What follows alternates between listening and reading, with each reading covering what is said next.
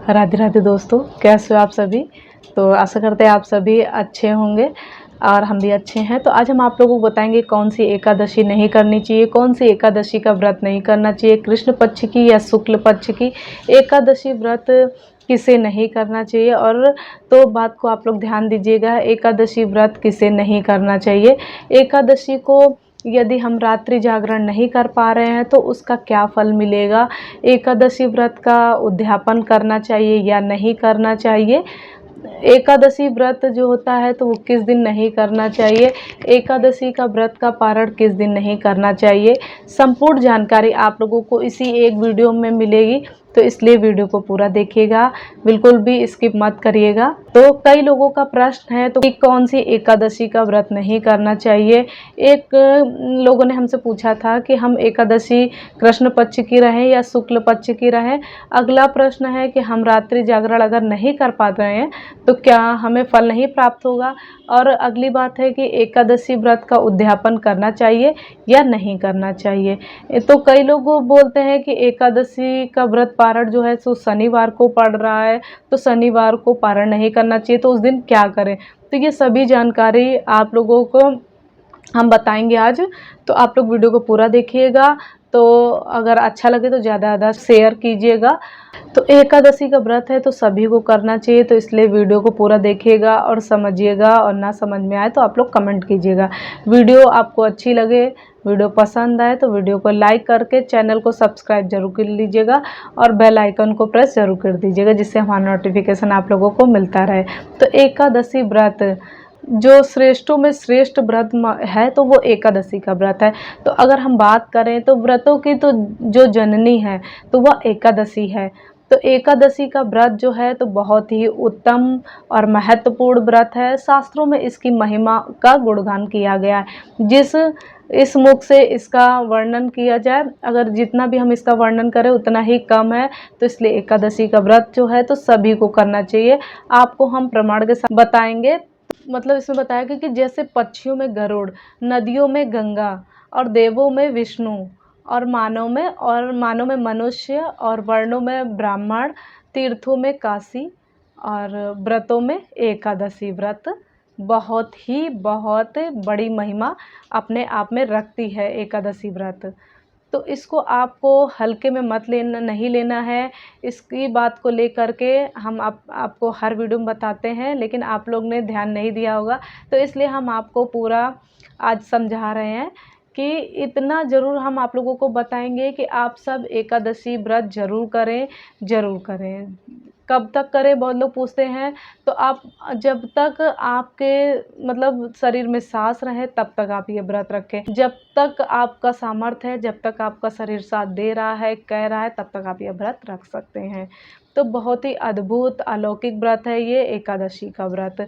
तो अपने नारायण के लिए, अपने माधव के लिए और अपने हरिहर नारायण के लिए निर्दाम भाव से, कोई भी कामना ना हो, निष्काम भाव से आप इस व्रत को कर सकते हैं। और ये ऐसा व्रत है बिन मांगे सब कुछ धीरे धीरे सब मिल जाता है, सारे पापों का नाश हो जाता है। और जो पूर्व जन्म में आपने किया होगा तो उससे भी आपके पापों का क्षय हो जाएगा इस व्रत करने से। अगला जन्म आपका बहुत अद्भुत अलौकिक होगा, या तो आपके भगवान के चरणों में आप विलीन हो जाएंगे, आपको भगवान का स्मरण प्राप्त होगा, या कोई जन्म लेगा तो उच्च जन्म लेगा, उच्च योनि में आपका जन्म होगा। इतनी बड़ी महत्वता एकादशी व्रत की बताई गई। तो जो एकादशी का व्रत नहीं करते हैं तो वो ध्यान से सुनिएगा। तो यदि लिखा हुआ है जो एकादशी का व्रत नहीं करते हैं वो भगवत भक्त कहलाने के लायक नहीं होते हैं, काबिल नहीं है। तो इसलिए एकादशी व्रत सबको करना चाहिए, जरूर करना चाहिए। इसमें कोई भी वो नहीं कि इनको नहीं करना, उनको नहीं करना, सबको करना चाहिए। तो वो लोग कहते कौन सी एकादशी करना चाहिए और कौन सी नहीं करना चाहिए, शुक्ल पक्ष की करें कि कृष्ण पक्ष की करें। तो आपको ध्यान देना है कि आप सभी लोग, ये कुछ लोग इसमें भी दुविधा में रहते हैं कि कृष्ण पक्ष की रखे कि शुक्ल पक्ष की रखे एकादशी का व्रत। तो ऐसा सोचने वालों के लिए हम बता देते हैं कि ये केवल आडंबर है। जो लोग ऐसा सोचते हैं कि हमें कृष्ण पक्ष का करना है, शुक्ल पक्ष का करना है, तो ऐसा कहीं किसी शास्त्र में, किसी विधान में नहीं लिखा है। हम आपको प्रमाण के साथ बता रहे हैं, क्योंकि दोनों ही एकादशी का व्रत करना चाहिए, शुक्ल पक्ष का भी करना चाहिए और कृष्ण पक्ष का भी करना चाहिए। ऐसा कहीं नहीं लिखा है कि एक करना है, दोनों ही करने चाहिए। महीने में 2 एकादशी पड़ती, शुक्ल पक्ष की और कृष्ण पक्ष की, तो आपको दोनों करनी है एकादशी व्रत। तो कृष्ण पक्ष और शुक्ल पक्ष में कोई भेद नहीं है। कृष्ण पक्ष के और शुक्ल पक्ष के एकादशी में कोई भेद नहीं करना चाहिए, कोई संशय नहीं करना चाहिए। यह सब अपने आप में परिपूर्ण हैं। तो यह सब एकादशी अपने आप अपने नाम के अनुसार फल देने वाली एकादशी होती हैं। तो इसलिए दोनों पक्षों की, कृष्ण पक्ष की और शुक्ल पक्ष की, दोनों पक्षों की एकादशी का व्रत करना चाहिए। यदि फिर भी आप हम एक ही व्रत अगर रहना चाह रहे, कोई अगर पूछ रहा है हमारा शरीर सामर्थ्य नहीं देता है, हम व्रत करने के लायक नहीं हैं, फिर भी हम एक व्रत रखना चाह रहे हैं, तो ऐसी स्थिति में जिनके ऊपर ये चीज़ है कि शरीर सामर्थ्य नहीं दे रहा है, तो फिर भी अगर वो व्रत करना चाह रहे हैं, तो आप केवल एक ही एकादशी व्रत कर लें, तो इसका भी आपको फल मिलेगा। तो आप उसमें से शुक्ल पक्ष जो कि एकादशी रहती है, उसका चयन आप कर लीजिए। तो आप शुक्ल पक्ष में कर सकते हैं, लेकिन कृष्ण पक्ष की भी कर सकते हैं, लेकिन जो शुक्ल पक्ष की एकादशी जो रहेगी, तो आप उसका कर सकते हैं उसमें, लेकिन सबके लिए ये नहीं है। तो सबके लिए नहीं है, या सिर्फ जिनका शरीर सामर्थ्य नहीं दे रहा है तो उनके लिए है। वो केवल हमें केवल शुक्ल पक्ष की कर सकते हैं, बाकी सभी को दोनों पक्षों की एकादशी व्रत करना है। एकादशी व्रत किसे करना चाहिए, अगला प्रश्न है कि एकादशी व्रत किसे करना चाहिए। तो ध्यान दें, एकादशी व्रत जो है तो सभी कर सकते हैं, इसमें कोई भी नहीं ऐसा कुछ है, चाहे साधु शौर्य हो या किसी भी संप्रदाय के हों, और स्त्री हो या पुरुष हो, बच्चा हो या बुजुर्ग हो या विदुर क्यों ना हो, तो सभी को एकादशी व्रत करने का अधिकार है और सबको ही करना चाहिए। इससे कोई वंचित नहीं रहना चाहिए और सबको एकादशी व्रत करना चाहिए। अब एकादशी का उद्यापन करना चाहिए या नहीं करना चाहिए, ये भी कई लोगों की बातें हैं। तो हमने तो एकादशी का हमारे में वीडियो पड़ा है उद्यापन का, तो आप जा कर के देख सकते हैं। एकादशी व्रत का उद्यापन ज़रूर करना चाहिए, ज़रूरी होता है। आप एकादशी व्रत प्रारंभ कीजिए, कुछ वर्ष पूरे हो जाएं तो आपको एक बार उद्यापन जरूर कर देना चाहिए। अपने सामर्थ्य के अनुसार, अपने शक्ति के अनुसार, अपनी भक्ति के अनुसार एकादशी व्रत का उद्यापन करना चाहिए। फिर आप फिर से एकादशी व्रत अपना शुरू कर सकते हैं और व्रत उठा लीजिए और फिर से व्रत करना शुरू कर दीजिए। जब तक करिए जब तक आपके तन में जान है, जब तक आपके प्राण में सांस है, तब तक आप कर सकते हैं। जब तक आपका सामर्थ्य है तब तक आप कर सकते हैं। अगली बात, तो किस दिन एकादशी व्रत नहीं करना चाहिए, किस दिन एकादशी व्रत का पारण नहीं करना चाहिए, तो ये भी केवल मनगढ़ंत कहानियाँ हैं, केवल ये अपवाद है, ये केवल भ्रांतियाँ हैं, समाज में आडंबर है। ऐसा भी कहीं शास्त्र में विधान नहीं है कि किस दिन एकादशी का व्रत नहीं करना चाहिए। 7 दिन में कोई भी दिन एकादशी पड़ जाए तो आप उसका पारण और व्रत कर सकते हैं और पारण भी कर सकते हैं। 7 दिन में किसी भी दिन आपका व्रत का पारण हो तो आपको करना चाहिए।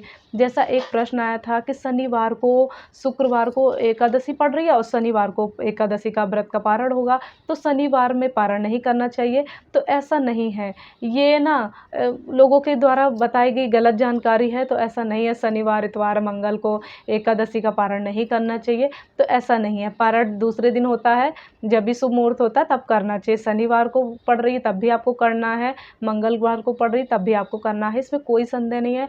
चाहे जिस दिन एकादशी व्रत पड़े उस दिन आप करिए, और चाहे जिस दिन एकादशी व्रत का पारण पड़े या व्रत पड़े तो आप उस दिन करिए। इसमें कोई संशय नहीं है कि शनिवार पड़ रहा है, रविवार पड़ रहा है, कोई नहीं है। ये अफवाह है, मनगढ़ंत कहानी है। तो इसलिए आप इन सब बातों से दूर रहिए, इन मत सुनिए, आप संशय से दूर रहिए। एकादशी व्रत में जागरण यदि नहीं कर पा रहे हैं, जैसे कि हमने हर वीडियो में बताया कि एकादशी का जो मुख्य उद्देश्य जो होता है तो रात्रि जागरण का होता है।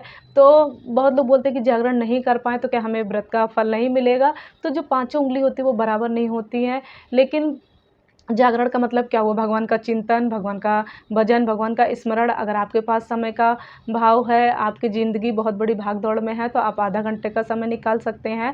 आप कहीं भी, ऐसा नहीं कि आपके पूजन में ही बैठ करके आपको चिंतन करना है, जागरण करना है। आप कहीं भी यात्रा में हैं तो वहीं आँख बंद करके आप स्मरण कर लीजिए। आप कहीं पे भी हैं, 10 मिनट आप भगवान का चिंतन कर लीजिए, भगवान का स्मरण, भगवान का जप कर लीजिए। तो यदि आपके पास समय है तो आप 2 घंटा, 3 घंटा, 4 घंटा, 5 घंटा, 6 घंटा, पूरी रात्रि आप जागरण कर लें। तो अच्छा रहेगा। तो ऐसा नहीं है कि हम जागरण नहीं कर पा रहे हैं तो हमारा व्रत नष्ट हो जा रहा है, हमें उसका फल नहीं मिलेगा, तो ऐसी बात नहीं है। जागरण करने का विशेष फल की प्राप्ति होती है। जितना हो सके आप प्रयास करिए, और आधे घंटे का ही समय मिल रहा है तो आप आधे घंटे ही भगवान का स्मरण करिए और उनसे क्षमा याचना मांगिए। उनसे कोई संदेह करने की उसमें कोई भी बात नहीं है। तो इतना ही प्रश्न है।